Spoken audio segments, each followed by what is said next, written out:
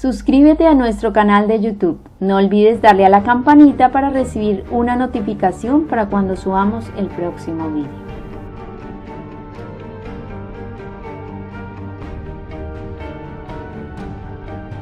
La ejecución de Hus había encendido llamas de indignación y horror en Bohemia. Se lo declaró fiel maestro de la verdad, y el concilio que decretó su muerte fue culpado de delito de asesinato. Como consecuencia de esto, las doctrinas del reformador llamaron más que nunca la atención, así es como muchos fueron inducidos a aceptar la reforma. Los asesinos de Hus no permanecieron impasibles al ser testigos del triunfo de la causa de aquel. El Papa y el Emperador se unieron para sofocar el movimiento y los ejércitos de Segismundo fueron despachados contra Bohemia. Pero surgió un libertador, Ziska, el cual guió a los bohemios. Confiando en la ayuda de Dios y en la justicia de su causa, aquel pueblo resistió a los más poderosos ejércitos que fueron movilizados contra él. Vez tras vez, el emperador Segismundo, suscitando nuevos ejércitos, invadió a Bohemia, tan solo para ser rechazado ignominiosamente. A los pocos años de empeñada la lucha, murió el valiente Ziska, pero le reemplazó Procopio, general igualmente arrojado y hábil, y en varios aspectos jefe más capaz, el cual repelió una y otra vez a los ejércitos del emperador. Pocos años después, bajo el nuevo papa, se preparó otra cruzada. Como anteriormente, se volvió a reclutar hombres y medios de entre los países papales de Europa.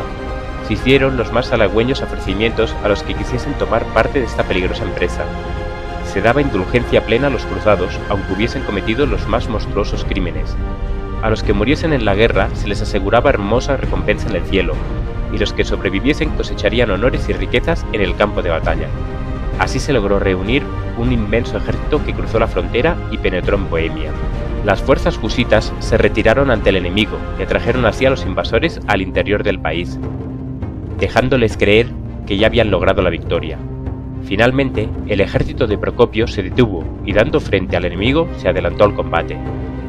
Los cruzados, al oír el ejército que se aproximaba contra ellos y aun antes de que vieran a los husitas, el pánico se apoderó de ellos.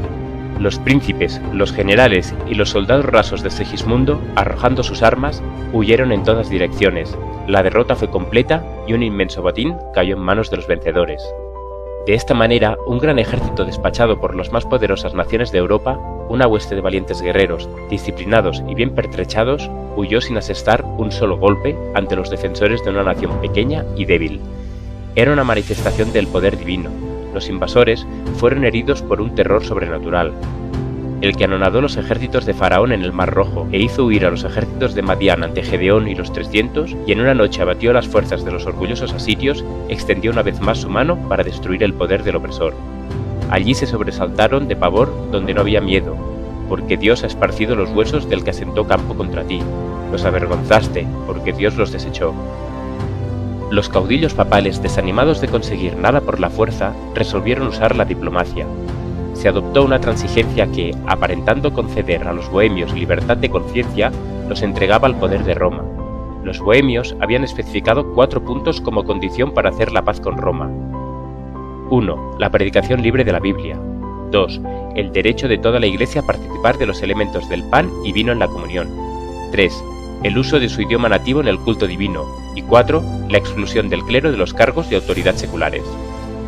Al fin, las autoridades papales convinieron en aceptar los 4 artículos de los husitas, pero estipularon que el derecho de explicarlos, es decir, de determinar su exacto significado, pertenecía al concilio, o en otras palabras, al Papa y al Emperador.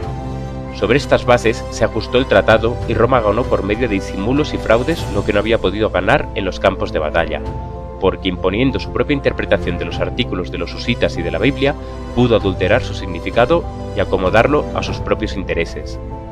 En Bohemia, muchos, al ver así defraudada la libertad que ya disfrutaban, no aceptaron el convenio. Surgieron disensiones y divisiones que provocaron contiendas y derramamiento de sangre entre ellos mismos. En esta lucha sucumbió el noble Procopio, y con él sucumbieron también las libertades de Bohemia. Por aquel tiempo, Segismundo, el traidor de Hus y de Jerónimo, llegó a ocupar el trono de Bohemia, y a pesar de su juramento de respetar los derechos de los bohemios, procedió a imponerles el papismo, pero muy poco sacó con haberse puesto al servicio de Roma. Por espacio de 20 años, su vida no había sido más que un cúmulo de trabajos y peligros. Sus ejércitos y sus tesoros se habían agotado en la larga e infructuosa contienda, y ahora, Después de un año de reinado, murió dejando el reino en vísperas de la guerra civil y a la posteridad un nombre manchado de infamia. Continuaron mucho tiempo las contiendas y el derramamiento de sangre. De nuevo, los ejércitos extranjeros invadieron a Bohemia y las luchas intestinas debilitaron y arruinaron a la nación. Los que permanecieron fieles al Evangelio fueron objeto de persecución sangrienta. En vista de que, al transigir con Roma, sus antiguos hermanos habían aceptado sus errores, los que se adherían a la vieja fe se organizaron en una iglesia distinta, que se llamó de los Hermanos Unidos. Esta circunstancia atrajo sobre ellos toda clase de maldiciones, pero su firmeza era inquebrantable. Obligados a refugiarse en los bosques y las cuevas, siguieron reuniéndose para leer la palabra de Dios y para celebrar culto. Valiéndose de mensajeros secretos que mandaron a varios países, llegaron a saber que había, diseminados en varias partes, algunos sostenedores de la verdad, unos en esta, otros en aquella ciudad, siendo como ellos objeto de encarnizada persecución. Supieron también que entre las montañas de los Alpes había una iglesia antigua que se basaba en las Sagradas Escrituras y que protestaba contra la idólatra corrupción de Roma. Recibieron estos datos con gran regocijo e iniciaron relaciones por correspondencia con los cristianos valdenses. Permaneciendo firmes en el Evangelio, los bohemios, a través de las tinieblas de la persecución y aún en la hora más sombría, volvían la vista hacia el horizonte como quien espera el rayar del alba. Les tocó vivir en días malos, pero recordaban las palabras pronunciadas por Hus y repetidas por Jerónimo, de que pasaría un siglo antes de que se viera despuntar la aurora.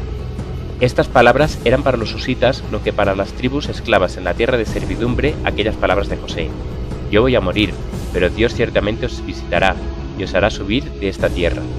La última parte del siglo XV vio el crecimiento lento pero seguro de las iglesias de los hermanos.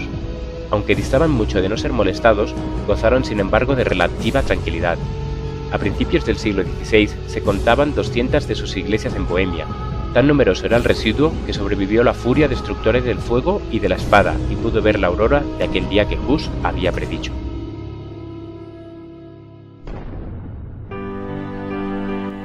Este ministerio se mantiene gracias a tus aportes. Si quieres contribuir, ve a laverdadilustrada.com o a la descripción de este vídeo.